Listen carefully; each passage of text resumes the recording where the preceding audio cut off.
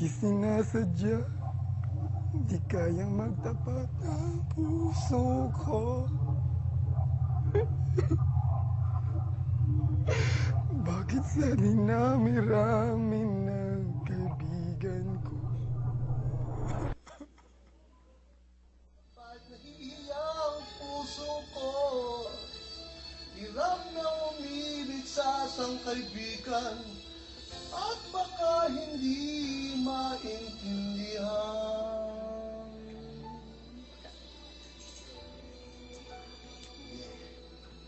Paano na kaya? Oh, oh, oh.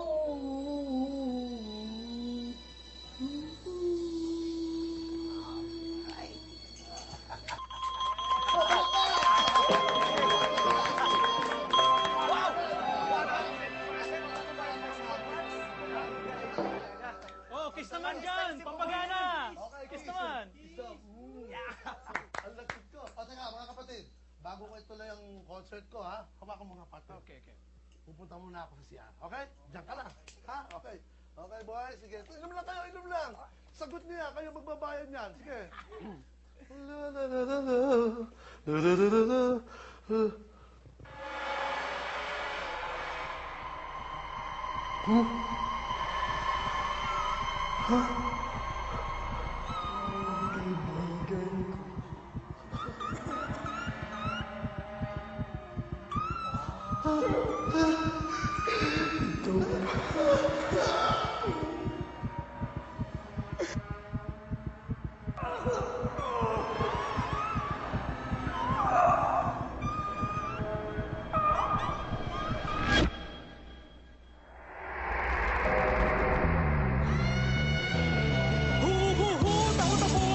Kaibigan ko. Kinakabahan ako, yung puso ko nagdadabog pagkat may narinig na naman ako isang malakas na kalabog. Alam ko may kalokohan ako at ito parusa ko, pero hindi naman yata tamang itabi niyo ko sa isang multo. Ayun na naman siya, may dumaan na hugis. Kulay po ang kanyang kutis at amoy panis sa patis. Lumalamig ang paligid ngunit ako'y pawis sa pawis. Please, please, please, hindi ko na kaya matiis. Takot ako, sumbong kita sa tatay ko. Papaluin kanya ng best, sigurado sisigaw ka ng hell. Takot ako, Mr. DJ, tulong please. Dahil siya'y nakakainis, walang humpay, walang mintis. Ay, ay, ay! Takot ako, sumbong kita sa tatay ko. Papaluin kanya ng best, sigurado sisigaw ka ng hell. Takot ako, Mr. DJ, tulong please. Because is nakakainis, walang humpay, walang mintis. Huh?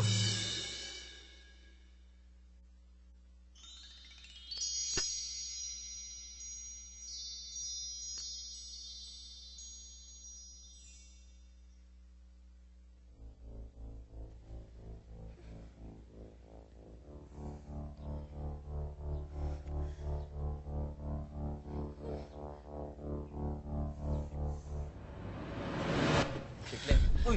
Chiclet! Okay ka lang? Ha? Ano nangyari? Ano ba? Ito naman, sungit-sungit. Ano nangyari? Naginip ako. Hay, nako. Huh, alam ko na yan. Ano yan eh? Naglalakad tayo sa beach. Tayong dalawa. Hawak kamay. Alam mo, Boji, napakagandang panaginip niyan para sa'yo. Pero sa akin, bangungot yan, no? Ito naman, kahit panaginip lang, hindi mo pa ako pagbigyan. Hindi talaga. Teka, ano ba kasi yung panaginip mo? Alam ko na. Tayong dalawa. Nasa beach, naglalakad. Hawak kamay. Sa kape, no? Teka lang, ba't gano'n? Sa akin, Lambing lang. may lambing yun ah. Sa akin iba. Huwag ka na. Aray. Pero, seryoso, ano ba kasi yung panaginip mo? Ano eh, may lalaking kumakanta ng love song. Umiiyak siya, tapos parang galit na galit. Hindi ko maintindihan. Ako, alam ko na yan. Pangitain yan eh. Pangitain yan eh, ng mga bigo sa pag-ibig. Yan yung mga Ay, Lonely Hearts Club. Nako. Oo nga. Kaya alam mo, Chiclet, dapat, Ay, may hawak. dapat makipagbalikan ka na sa akin eh. Para, alam mo yun, hindi ka na ganyan, hindi ka na nababangot. Alam mo yun, para matahimik ka na. Tsaka, Available naman ako eh. Talaga? Ano? Bahala ka. Ikaw talaga eh, no? Unahan ka ng ibang babae dyan. Sige. Kayong dalawa magsama na, no? Kasi wala kang isa-isa sa buhay ko. Balikan mo na ako. Ano dyan? Minsan lang naman. You have to go. Tumawag si Ox. May lalaking patay daw sa kanila. Eh, kakaiba daw yung pagkamatay eh. Ox? Sino si Oxman? He's like, my new discovery. Wow, like, you're like a talent manager? Hey, let's go. Alis ka na nga dyan. Tara na, alis ka na dyan. Balikan na tayo. Minsan Huwag lang na. naman. Tulog na ako. Saka na baka in my dreams. Tulog na naman. Toothbrush ka nga muna. Ano ba?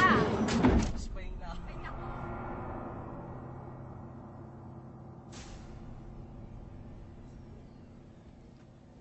You know what? Hindi to heart attack eh. Nakakapagtaka yung tsura niya. Oo nga, ma'am eh. Nakakatakot oh. Tingnan niyo po oh. Puro ugat siya na itim. At saka, bakit ganyan nakakatakot yung itsura? Alam nyo, ang teorya ko dito ha, siguro, babaero to. Tapos, nagka-girlfriend siya ng mangkukulam. Kaya, ayun, yan na pala niya oh. Puro, Si Mang Jim daw po may-ari ng bar na to. Eh, sabi po nila, nung nag-CR pa, okay pa siya eh. Tapos nakita na lang po siya na nakabulagta na. Namatay ito sa sobrang galit eh. Tingnan niyo yung ugat oh. Grabe oh. Pumuputok lahat. Putok na putok. Galit? Eh, sabi po nila, masayang-masaya nga daw po siya eh, kasi naka-100 pa siya. May gumawa nito sa kanya. Ganun din yung tingin ko, ma'am. Kasi sa itsura pa lang niya, para siyang nilamon ng sobrang galit. Pero ang tanong doon, sino yung nanggalit sa kanya? At bakit? Ma'am, ito po yung anak ng biktima, si Mang Jim. Baka po may alam siya. Alam mo ba kung may kaaway yung daddy mo? Wala naman po. Pero hindi malabong may mga babaeng inis sa kanya. Babayero kasi si Daddy. Kaya po naghiwalay sila ni Mami. Yan na nga ba ang sinasabi ko? Kaya ako? Good boy ako. Tama. Good boy na good boy. Sa sobrang good boy mo, pati mga mangkukulam ayaw sa'yo. Sir, excuse me. Once, nagka-girlfriend na rin ako ng bruha. Kaya lang ako'y iniwan. Alam mo, Bodji, mga lalaking katulad mo, hindi dapat siniseryoso. Nadali mo. Galing mo talaga. Oh yeah. Nasaan ba yung mommy mo? Wala na po ang mami ko. May ibang pamilya na po siya sa Canada. Magsasampung taon na po kami hindi nagkikita.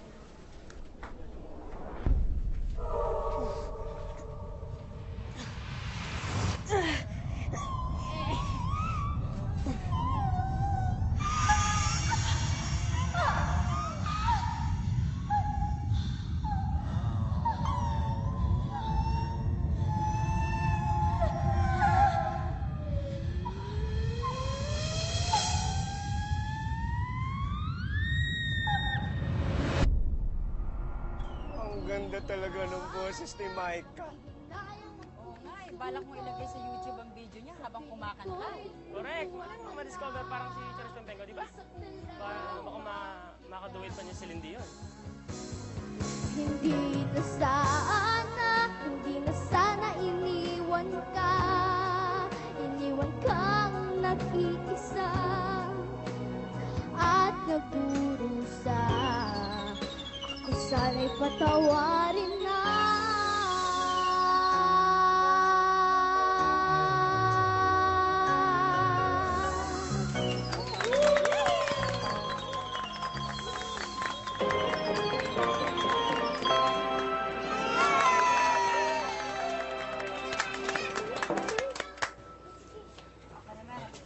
Tara, kain tayo. O, kain na lang muna tayo. Halika na. Ganda dito, Lola.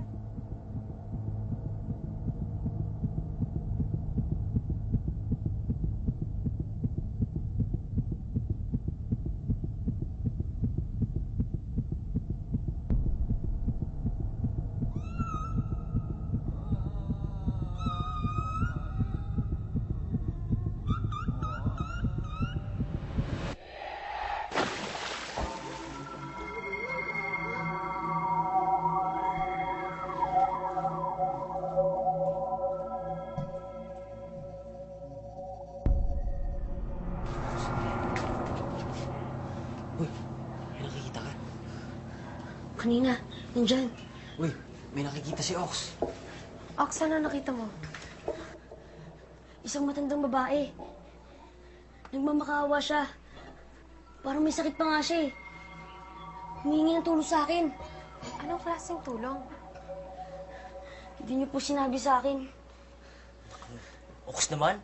Ito naman, pag-iisipan mo ba kami? Dapat tinanong mo na lang para tapos na yung problema natin. Poji, my gosh, stop it. Sorry. Ay, naku, buti nga to si Ox nakakatulong, ikaw hindi. Oo nga.